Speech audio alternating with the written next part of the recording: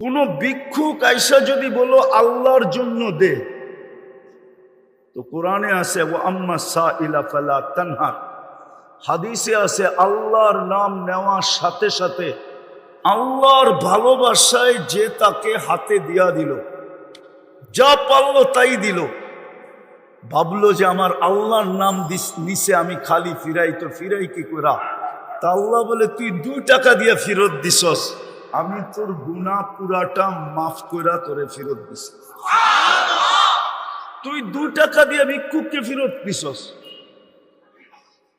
2 টাকা দিয়ে ভিক্ষুককে বিদায় করছিস, আমি তোর পুরা গুনাহ মাফ কইরা তোকে বিদায় করছি। তোমার ব্রেনে আসুক আর না আসুক, আমার কথা শোনা মাত্র বোঝো।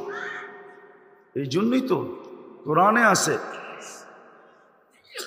আছে সহজ।